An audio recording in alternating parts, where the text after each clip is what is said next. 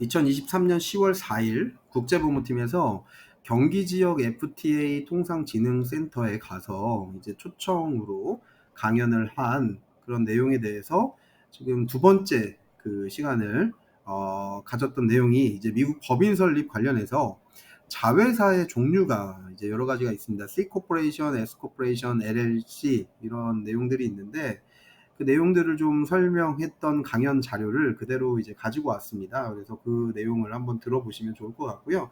일단 자회사 subsidiary라고 하는데 여기에서 이 C 코퍼레이션이나 S 코퍼레이션 관련된 내용들을 한번 이제 들어보시면 도움이 많이 되실 것 같아요. 그래서 미국 현지 법인 설립을 할 때 A부터 Z까지 이제 기초적인 개요들을 설명을 했던 시간들이었는데 그런 내용을 이제 유튜브를 통해서 한 번 더 강연을 들어보시면 좋을 것 같습니다. 지금부터 강연 내용을 들려드리도록 하겠습니다. 자, 그렇다면 미국 법인 자회사 설립할 때 고려하셔야 될 상황을 좀 설명을 드려볼게요. 가장 일반적인 경우가 C 코퍼레이션이라고 합니다. C라는 거는 이제 컴퍼니나 코퍼레이션의 약자를 이제 쓰고 있고요. 커먼이라고 하는 이제 일반적인 회사, 법인이다라고 하는 내용이고, 저희 사무실에서 제가 거의 15년 이상 이런 법인 설립이나 자회사 기업 관리를 하고 있는데 가장 많은 경우 이제 80% 이상이 C 코퍼레이션으로 진출을 한다. 뭐 LG나 삼성 같은 대기업들도 이제 C 코퍼레이션으로 법인을 설립해서 자본금을 투입해서 처음에 이제 조금씩 늘려가면서 계열사를 만드는 식으로 미국 이제 진출을 하셨고 중소기업도 마찬가지고요. 개인 사업하시는 분들도 C 코퍼레이션을 많이 선호를 하십니다. 왜냐하면 이제 비자, E2 비자나 아니면 주재원 비자 다른 비자 조금 이따 두 번째 시간에 설명을 드리겠지만 그런 비자를 이제 받기에 굉장히 용이한 이제 법인 체계가 C 코퍼레이션이라고 보시면 될 것 같고요. 장점을 좀 설명드리면 이제 화면에 나와 있죠. 미국에서 가장 일반적인 법인 사업체 형태고요. 소유, 그러니까 주주와 경영이 분리된 형태. 그러니까 일반적인 법인 같은 경우에 법인의 행위와 개인의 행위가 굉장히 이제 철저하게 분리가 되잖아요. 지금 여기에 이제 참석해 주신 여러 기업들의 대표님들이 많으신데 그 대표님들 다 아실 거예요. 대표님들이 주주시면 경영을 하시는 분하고 주주랑은 이제 별개다. 그래서 이제 장점은 C 코퍼레이션은 그렇게 분리를 해서 진행을 할 수 있고 당연히 이제 같을 수도 있겠죠. 우리나라 지금 회사 경영하시는 분들도 주주면서 경영을 하시는 분들이 많기 때문에 미국도 이제 똑같이 C 코퍼레이션 그렇게 진행을 하시는 게 가능하고요. 주주의 유한 책임 형태입니다. 아까 제가 설명을 드렸듯이 유한 책임이라고 하는 것 자체가 자본금을 얼만큼 투입을 하느냐 그 자본금만큼의 어떤 이제 법적인 책임을 보통 진다고 보시면 됩니다.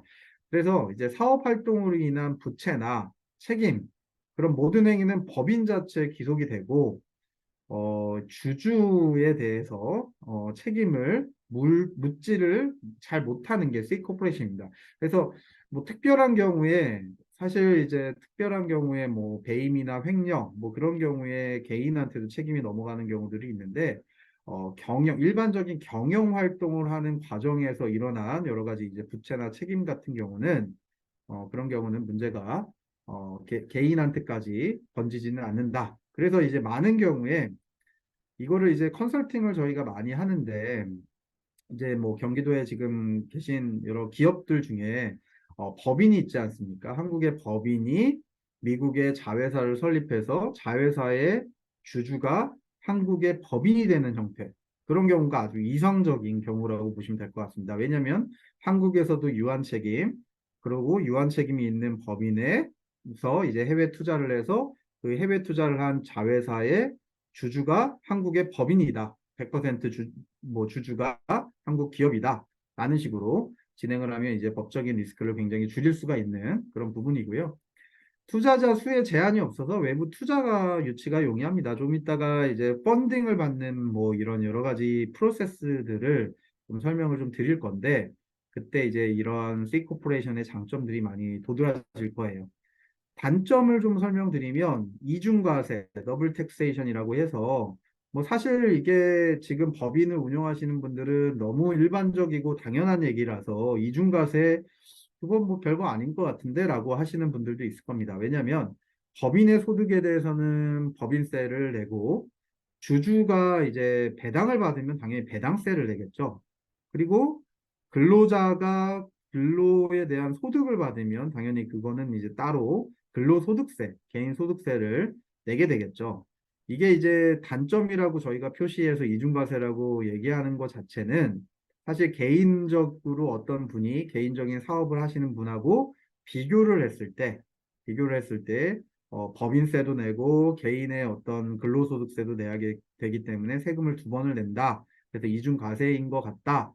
라고 볼 수도 있는 단점으로 표시를 했지만 사실 기업을 경영하고 법인을 이제 회사를 움직이시는 분들은 보통 이런 경우는 굉장히 당연하게 생각을 많이들 하실 겁니다. 그래서 장점과 단점, C 코퍼레이션에 대해서 좀 설명을 드렸고요. 미국 법인 설립할 때 이제 두 번째로 많이 물어보시는 그 경우가 S 코퍼레이션이라는 내용인데요. S 코퍼레이션 같은 경우는 사실 이제 많이들 물어보시는 이유가 절세를 할 수 있다라고 이제 다들 들으신 거예요. 그래서 이제 다음에 설명드리는 LLC라는 개념, 그다음에 이 지금 S 코퍼레이션이라는 개념, 이 두 가지가 아까 전에 첫 번째 C 코퍼레이션을 할 때 더블 텍세이션이라고 하는 이중과세 문제가 있다, 단점이다라고 얘기를 했는데 사실 단점인지는 잘 모르겠지만 어쨌든 S 코퍼레이션 같은 경우는 유한 책임 형태이기도 하지만 그렇지만 이중과세를 하지 않는 그러니까 우리나라로 보면 사실 사업자 등록증을 내고 사업을 하시는 분들이랑 거의 비슷하게 진행을 할 수 있는 이제 사업 경영 체제고요. 다만 이제 에스코퍼레이션이라는 이 명칭 자체, 코퍼레이션이라는 명칭 자체가 보여주듯이 유한적인 책임 형태까지도 책임을 져주는 그런 내용이라 아마도 이제 미국 같은 경우 회사법이 많이 발달했다고 제가 아까 설명을 드렸잖아요.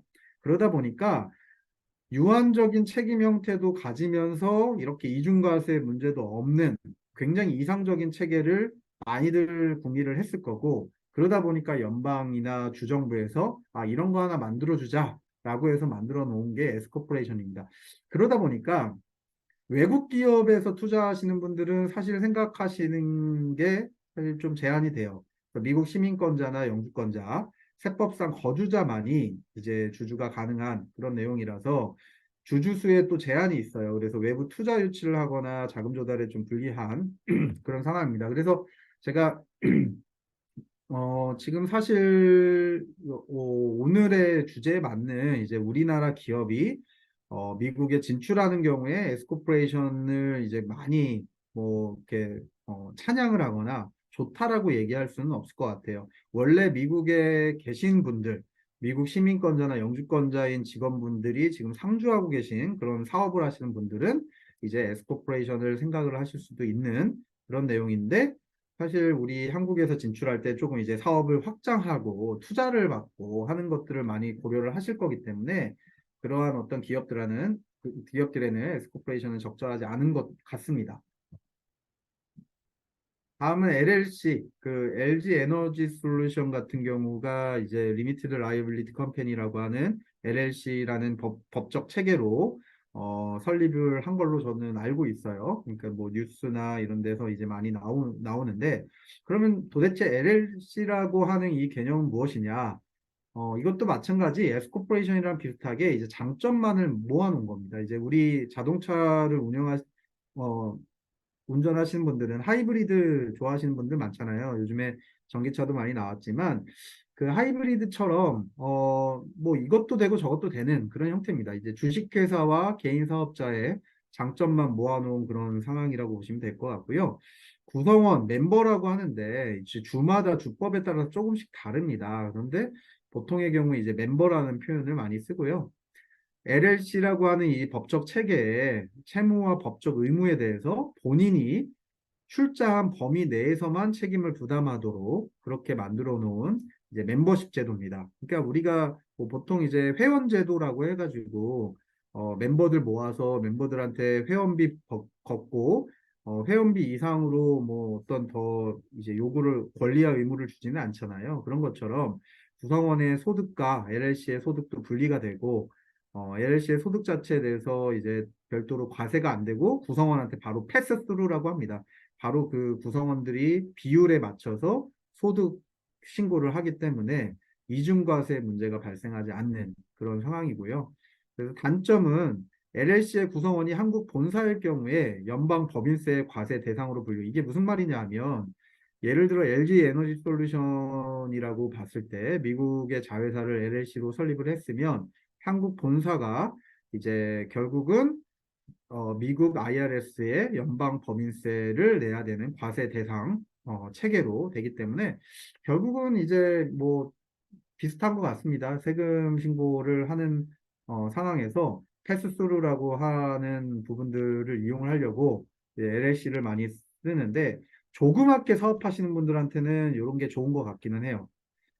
그런데 이제 단점을 또 하나 말씀드리면 주재원 비자를 만약에 생각을 하시는 분들은 이 LLC라고 하는 걸로 멤버를 만약에 외국인인 본인이 개인이 멤버로 등록을 하면 이게 이제 개인과 법인의 어떤 그 매출이나 지출에 대한 권리와 의무가 완전히 이제 분리가 제대로 안 되기 때문에 미국 대사관이나 뭐 미국 이민국에서 주재원 심사를 받을 때 굉장히 이제 까다롭게 보여집니다. 그래서 완전히 안 된다는 얘기는 아닌데 아까 좀 전에 얘기했던 C 코퍼레이션의 법적인 체계에서 깔끔하게 세무회계 재무까지 이제 정리를 하는 그런 체계랑은 좀 다르기 때문에 LLC는 이제 잘 사용을 안 하고요.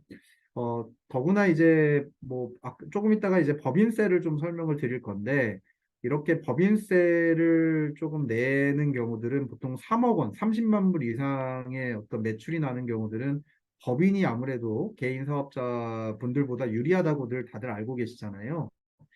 그런 것처럼 이런 LLC 같은 경우는 이제 30만 불 미만, 뭐 딱 제가 이제 정할 수는 없어요. 왜냐면 공제 금액이나 뭐 여러 가지 디덕션 하는 그런 조항들이 각자 다 다르기 때문에. 근데 보통의 경우 3억 원 또는 30만 불 정도의 그런 규모 이하인 경우는 이제 LLC라고 하는 이렇게 조그맣게 사업자를 내는 그런 형태가 좋지만 그 이상을 바라보고 또는 장기적인 방향을 좀 보시는 분들은 이제 1번으로 아까 처음에 말씀드렸던 C 코퍼레이션이 가장 좋은 형태지 않을까 싶습니다. 네, 이렇게 이제 9월 20일, 2023년 9월 20일에 그 미국 현지 법인 설립 그 A부터 Z까지 이제 설명회를 열었는데 이제 경기도와 산업통상자원부 주최로 이제 경기 FTA 통상진흥센터에서 진행했던 이제 강연 내용입니다. 그 강연 내용에 이제 국제법무팀의 미국 변호사가 이제 요 설명들을 하게 되었고요. 이제 경기도 내 기업체 임직원 80여 명을 모시고 진행했던 그런 내용이기 때문에 여러 가지 이제 미국 법인 관련된 내용 중에는 풍성한 내용들이 이제 들어가지 않았나 싶습니다. 그래서 만약에 부연 설명이 필요하시면 이 부분에 대해서 한번 들어보시고 화면에 나와 있는 이제 국제법무팀 인포메이션을 활용하셔서 상담 문의를 하시면 그러면 이제 좀 더 자세한 설명을 저희가 드릴 수 있도록 하겠습니다. 감사합니다. 두 번째 시간 마치도록 하겠습니다.